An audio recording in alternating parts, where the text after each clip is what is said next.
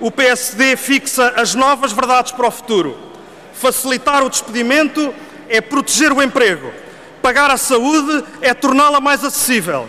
Cobrar pela escola pública para financiar as privadas é garantir melhor educação para os mais pobres. Menos Estado Social é mais Estado Social. O Partido Socialista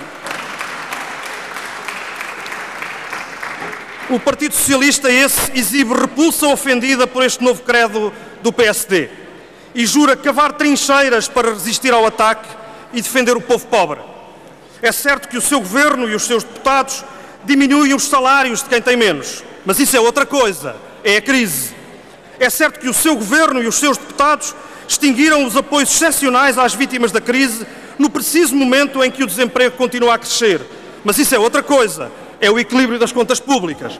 É certo que os seus deputados votaram contra o que um dos seus governos anteriores aprovara como lei, a regularização dos trabalhadores precários da administração pública com o exercício de funções há mais de um ano. Mas isso é outra coisa. Isso é a contenção da despesa primária. É certo que o seu governo e os seus deputados se propõem privatizar os CTT, a ANA, parte da Caixa Geral de Depósitos e da REN, o que ainda sobra da Galp, enquanto fazem juras pela televisão pública. Mas isso é outra coisa. É a maximização da receita orçamental. Sucede que a vida, senhoras e senhores deputados, senhores membros do Governo, a vida não são só palavras. E neste caso concreto, as palavras são biombos da realidade. Em palavras, o PSD e o PS rivalizam no amor ao Estado Social, mas na realidade unem-se bem unidos para o fragilizar. Fizeram-no no PEC, vão fazê-lo no Orçamento de Estado. José Sócrates e Passos Coelho escolheram com clareza as suas prioridades. Justiça lhes seja. Não há reescrita da história que lhes valha. A primeira prioridade para o combate à crise que anunciaram em conjunto ao país, a única que, a par da subida da carga fiscal para quem trabalha, foi tornada pública e entrou em vigor, foi o corte drástico nas prestações sociais para socorrer a quem a vida é um sufoco. Unidos, PS e PSD disseram ao país o que realmente querem e estão a fazer ao Estado Social. Diminuí-lo para quem é mais fraco e mais dele precisa e vendê-lo às fatias a quem é mais forte e o demoniza.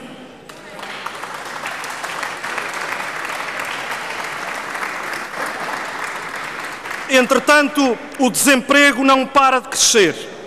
Em agosto, mês em que a sazonalidade de algumas atividades económicas, por regra, justifica aumentos pontuais de volume de trabalho, os inscritos nos centros de emprego voltaram a subir. 0,3% em relação a julho, 9,6% em relação a agosto passado. E sabemos que vai continuar a ser assim. 700 mil desempregados, 326 mil dos quais de longa duração, significam para o país, em produção hipotecada, um custo de cerca de 21 mil milhões de euros por ano. Desgraçadamente, os arautos do regresso do FMI à Portela fizeram todas as contas, menos esta. A estes 700 mil desempregados, junta-se 1.250.000 precários. Centenas de milhares de pessoas a quem os empregadores, a começar pelo Estado, fingem não estar a exigir o cumprimento de funções permanentes para assim lhes poderem negar direitos sociais básicos. Ofendem o Estado Social todos aqueles que perpetuam esta violação da lei e esta violação dos direitos fundamentais.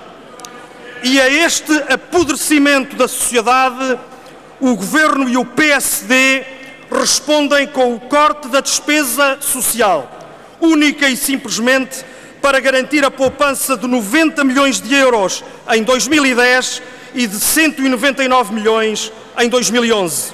Mais do que isso, senhoras e senhores deputados do Partido Socialista, vai perder muito mais do que isso, vai perder o Estado com a desastrosa privatização da Galp e dos CTT. Não há inevitabilidades. Esta foi uma opção vossa e é uma opção que fala por si. Governo e PSD respondem aos pobres fixando tetos nas transferências do Orçamento de Estado para a Segurança Social, em compressão crescente. 7.100 milhões de euros para 2011, 7.000 milhões para 2012, 6.900 milhões para 2013. Ou seja, ao aumento dos que carecem de apoio, o Governo e o PSD respondem limitando os apoios.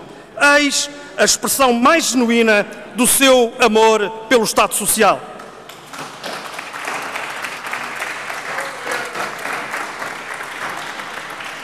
Não estamos a falar de estatísticas, estamos a falar de pessoas.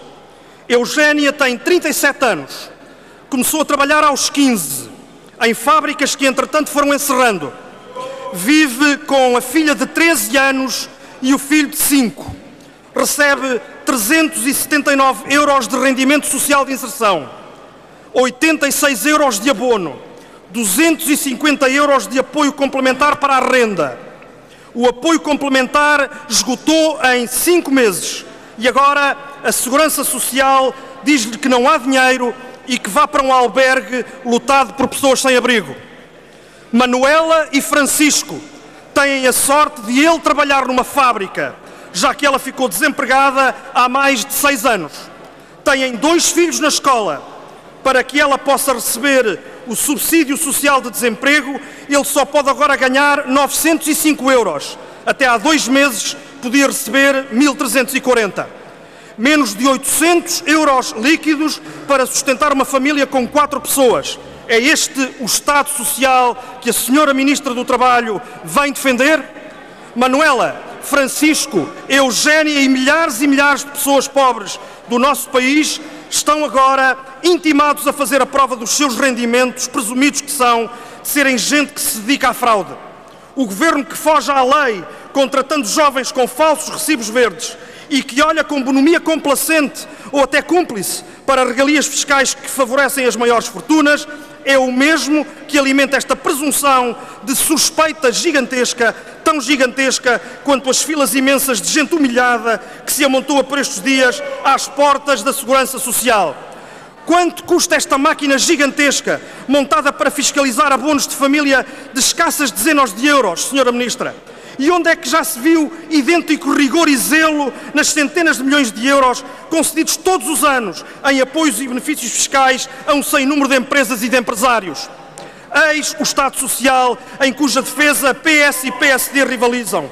Presume a fraude dos pobres e ignora, quando não considera mesmo virtuosa, a fraude dos ricos.